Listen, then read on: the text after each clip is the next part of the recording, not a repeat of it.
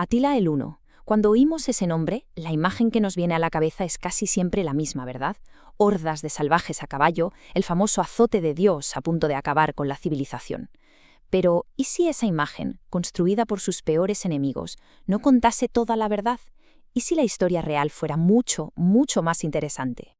Los romanos, desde luego, no se andaban con chiquitas. Fijaos en cómo los describían. No hablaban de un enemigo, de un pueblo rival, no. Los convertían en monstruos, en algo casi sobrenatural. Y la razón es bastante sencilla. Siempre es más fácil justificar una guerra contra un demonio que contra otra persona. Porque claro, la pregunta es obligada. ¿Era esta la realidad? Detrás de toda esa propaganda del destructor de mundos, lo que encontramos es una historia de política, de alianzas que nadie se esperaba y de unas conexiones que, la verdad, lo cambian absolutamente todo. Este es el recorrido que vamos a hacer. Primero, analizaremos ese mito de los bárbaros a las puertas. Luego, veremos la relación tan curiosa que tuvieron con Roma. Nos colaremos nada menos que en la corte de Atila. Entenderemos la guerra que provocó y, para terminar, veremos una conexión alucinante con la caída del imperio. Venga, pues vamos al lío. Empecemos por la base de todo. Esa idea del Homo como un tipo salvaje, sin cultura, ¿de dónde sale exactamente?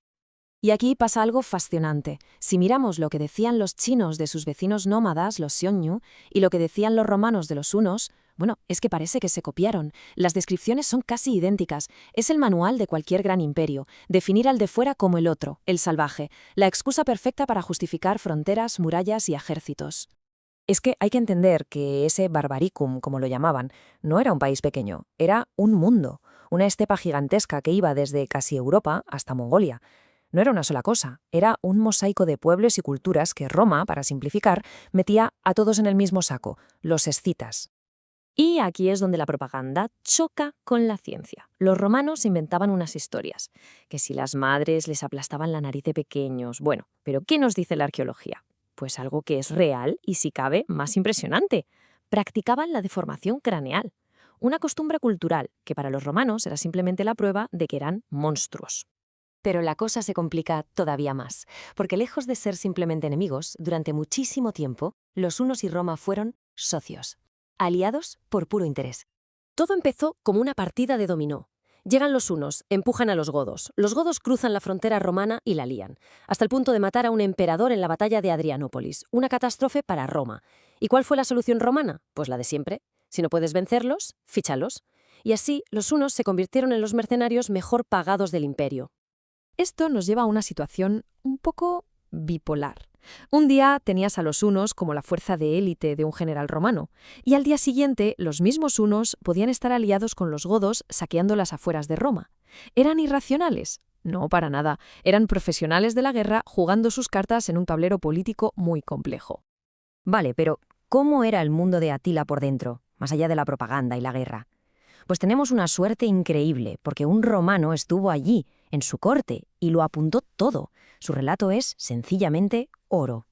Hay que imaginar la escena. Un historiador romano, Prisco, viaja al corazón del Imperio Huno como diplomático. Es como tener un corresponsal de guerra pero en una misión de paz. Y lo que nos cuenta en su diario desmonta por completo la imagen del salvaje. Fijaos en este detalle que cuenta Prisco. A los embajadores romanos les sirven un banquete de lujo, con vajilla de plata, pero a Átila, a él le sirven carne en un plato de madera y bebe en una copa de madera. Ojo, no es que fuera pobre, tenía oro de sobra. Esto es pura imagen, es un mensaje. Yo no soy como vosotros, los decadentes romanos. Yo soy diferente. Un genio de la comunicación.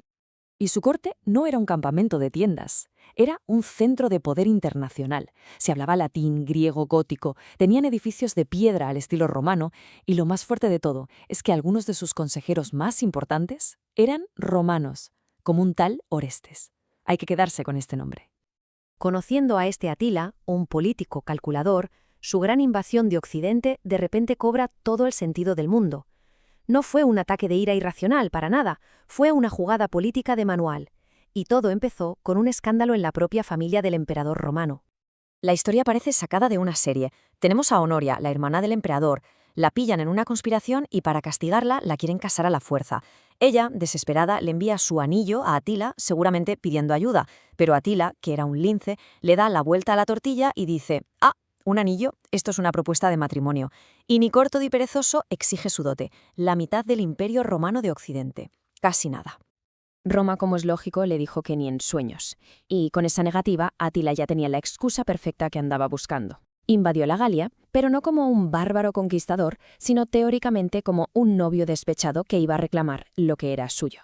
El resultado fue una batalla de proporciones épicas, una especie de guerra mundial de la antigüedad, con romanos, godos, francos, hunos, de todo. El resultado final fue básicamente un empate técnico, una masacre tan terrible que ambos bandos quedaron destrozados y Átila tuvo que retirarse. Y aquí llegamos al acto final, un giro de guión tan irónico que parece mentira, porque aunque Atila murió poco después de todo esto, su legado está conectado de forma directa con el fin de Roma, y de una manera que nadie se imagina.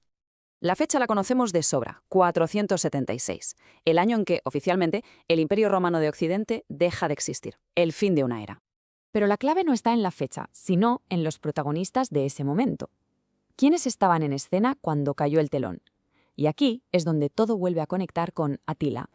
Es alucinante. El último emperador romano, un niño llamado Rómulo Augustulo, era hijo de Orestes. Sí, el mismo Orestes que era la mano derecha romana de Atila. O sea, que el último emperador de Roma era básicamente el hijo de uno de los hombres de Atila. Pero esperen, que la ironía no ha hecho más que empezar. Si el último emperador tiene esa conexión, ¿quién fue el hombre que le quitó el poder? El hombre que depone al último emperador es Odoacro. ¿Y quién era el padre de Odoacro? Pues Edecón, el principal embajador de Atila, uno de sus hombres de máxima confianza. Pensemos en esto, el hijo de la mano derecha romana de Atila es depuesto por el hijo de la mano derecha una de Atila. La caída de Roma fue un asunto interno entre los herederos del círculo de poder de Atila. Esto nos deja con una pregunta final. ¿Los hunos fueron los destructores de Roma? ¿O estaban ya tan mezclados, tan integrados en las estructuras de poder del Bajo Imperio que en realidad fueran los protagonistas de su último capítulo? La imagen del bárbaro a las puertas, desde luego, se queda muy pero que muy corta. La realidad, como casi siempre, es mucho más compleja y fascinante.